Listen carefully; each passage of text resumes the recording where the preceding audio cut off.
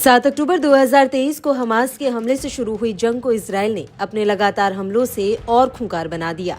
एक के बाद एक हमले कर इजरायली बलों ने गाजा और आसपास के इलाकों में भयंकर तबाही मचाई। इसी के साथ ही जंग में इजरायल के खिलाफ कई प्रॉक्सी गुटों ने जंग छेड़ दी, जिसके फिलिस्तीन के प्रतिरोधी गुट के हमले, लाल सागर से हूतियों का हमला और उत्तरी इजरायल के इलाकों पर हिजबुल्लाह के लगातार अटैक ने पूरे मिडिल ईस्ट को जंगी मैदान में तब्दील कर दिया। जंग के शुरुआती दौर में इजरायली फौज जितनी तेजी से आगे बढ़ रही थी, अब उसे उतनी ही मुश्किलों का सामना करना पड़ रहा है। इस जंग में जितना इजरायली फौज ने इन संगठनों के लीडर्स और कमांडरों को ढेर किया, उससे उसकी दुश्मनी इस्लामिक देशों से बढ़ती ही चली गई।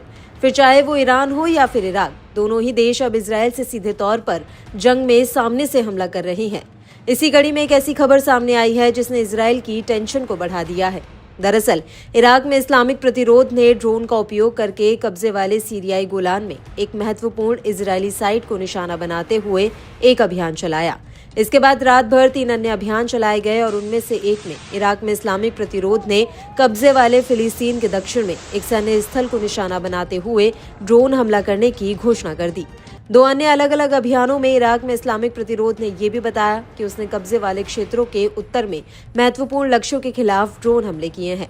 बाद में दिन में प्रतिरोध समूह ने अपने 5वें अभियान की घोषणा की, जिसमें कहा गया कि उसके लड़ाकों ने कब्जे वाले गोलान में एक महत्वपूर्ण लक्ष्य को निशाना बनाया। प्रतिरोध के बयानों के मुताबिक अभियान कब्जे के खिलाफ उनके चल रहे प्रतिरोध और फिलिस्तीन और लेबनान के लोगों के साथ एकजुटता के साथ साथ बच्चों, महिलाओं, बुजुर्गों सहित नागरिकों के खिलाफ कब्जे वाले बलों द्वारा किए गए नरसंहारों के जवाब में है।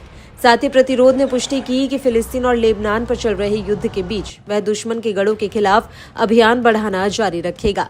इराक में इस्लामिक प्रतिरोध ने इजरायल के खिलाफ अभियान की घोषणा की और अपने धार्मिक कर्तव्यों को पूरा करने और गाजा और लेबनान में नागरिकों के चल रहे रक्तपात के जवाब में इराक में इस्लामिक प्रतिरोध सरिया अवलिया अल-दम के लड़ाकों ने 30 अक्टूबर 2024 को एक विशेष ड्रोन अभियान चलाया।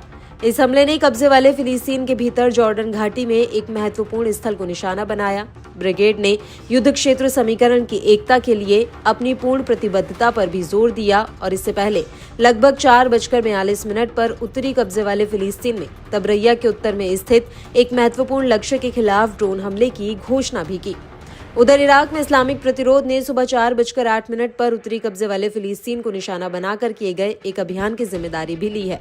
अपने बयान में इराक में इस्लामिक प्रतिरोध ने इजरायल के कब्जे का विरोध करने में अपने रुख की पुष्टि की और फिलिस्तीन और लेबनान के साथ एकजुटता को दर्शाया। ये अभियान बच्चों, महिलाओं और बुजुर्गों सहित नागरिकों पर जारी इजरायली हमलों के बाद शुरू किया गया है, जो दुश्मन के ठिकानों पर हमले तेज करने की प्रतिबद्धता को दर्शाता है।